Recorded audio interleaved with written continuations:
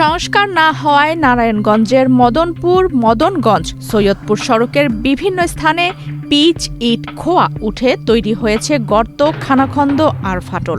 মাঝে মধ্যে ঘটছে ছোট বড় দুর্ঘটনা, হচ্ছে প্রাণহানিও। এতে এই রাস্তা দিয়ে চলাচল করা হাজার হাজার মানুষকে চরম ভোগান্তির শিকার হতে হচ্ছে। সবচেয়ে বেশি ভোগান্তি পোহাতে হচ্ছে বন্দর এলাকার বাসিন্দাদের। সড়ক ও জনপথ অধিদপ্তর সূত্র জানায়, তৃতীয় শীতলক্ষ্যা সেতু নির্মাণের পর মদনগঞ্জ সৈয়দপুর সড়কের গুরুত্ব অনেকটাই বেড়ে যায়। এরপর সড়কটি প্রশস্ত ও মেরামতের উদ্যোগও নেওয়া হয়।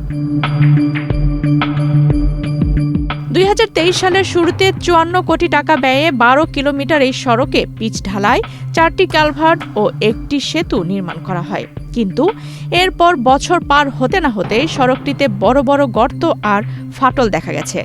মাঝে মধ্যে সাময়িক সংস্কার করা হলেও এতে কোনো লাভ হয় না। সরেজমিনে দেখা যায় সড়কের অনেক জায়গায় পিচ উঠে গেছে। সৃষ্টি হয়েছে বড় বড় গর্ত আর ফাটল, কোথাও যেন পুরো রাস্তা ধসে গেছে। প্রায় সময় গাড়ি উল্টে গিয়ে ঘটছে বড় দুর্ঘটনা, কখনো ঘটছে প্রাণহানির মতো ঘটনা। বর্তমানে শুষ্ক মৌসুমে রাস্তার ধুলোবালিতে আশপাশ এলাকার অবস্থা এমন হয় যে এক হাত দূরের দৃশ্য দেখা যায় না। স্থানীয়দের অভিযোগ, নিম্নমানের সামগ্রী ব্যবহার ও সড়ক দিয়ে ভারী যানবাহন চলাচল করার কারণে 6 মাসও টেকেনি। রাস্তা খারাপ হয়, সৃষ্টি হয় যানজট। এ কারণে 12 কিলোমিটার পথ পাড়ি দিতে লাগে কয়েক ঘন্টা সময়। স্থানীয়রা জানান, সড়কটি চলাচলের অনুপযোগী। সড়কটির অবস্থাও বেশ ভয়াবহ। প্রায় সময়ই যানজটের মধ্যে আটকা পড়তে হয়। যানজটে পড়লেই ডাকাতি, ছিনতাইয়ের শিকারও হতে হয়। এখান দিয়ে বহুত দিন আমরা চলাফেরা করছি, এমনকি বহুত রাস্তা গাতা মাতা হইয়া সড়কটার অবস্থা খুবই ভয়াবহ অবস্থা। যার কারণে একটা গাড়ি যদি কোনো রকম মনে করেন ফাইসা থাকে, তাহলে ডাকাত ছিনতাইকার প্রচুর বাইরে জায়গা। যার কারণে আমরা ভয়েতে বা এই অবস্থা খুব ভয়াবহতার অবস্থার ভিতরে থাকি। আমাদের ড্রাইভারদের কোনো নিরাপত্তা নাই এই রোডের ভিতরে। কোম্পানি বলেন, এলাকার লোক বলেন, পাশাপাশি যত লোকই বলেন, কেউ আগে বাড়ায় না।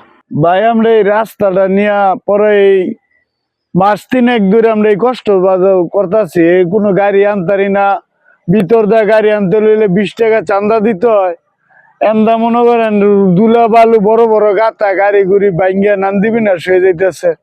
আমরা তো এটার ব্যাপারে কেউ কইও কিছু করতে পারতেছি না, কইতেও পারি না, কারে বলবো আমরা। ভিতরে হোক বাইরে হোক, যে মুর্দা যাই এ মুর্দে চান্দা দিতে হইতেছে। আমরা মনে করেন 10 টাকা কামা করলে 5 টাকা চান্দার রূপে তো আমাকে চলতে হয়। এছাড়া আমাকে আর কোনো উপায় দেখতেছি না। যে অবস্থা দেখতেছি, যে দেন নাকি দুলা বালু গাতা, এই অবস্থার ভিতরে আমরা যাইতেছি। নারায়ণগঞ্জ সড়ক ও জনপথ অধিদপ্তরের নির্বাহী প্রকৌশলী আব্দুর রহিম বলেন, সড়কটি সংস্কার শুরু হয়েছে। আশা করছি চলতি মাসের মধ্যেই সড়কটি চলাচলের উপযোগী হয়ে উঠবে। নারায়ণগঞ্জের বন্দর উপজেলা নির্বাহী কর্মকর্তা শিবানী সরকার বলেন, 2 জানুয়ারি থেকে রাস্তার কাজ শুরু হয়েছে, এখনো চলছে। আশা করছি জানুয়ারির মধ্যেই সড়কটি পুরোপুরি ব্যবহার উপযোগী হবে।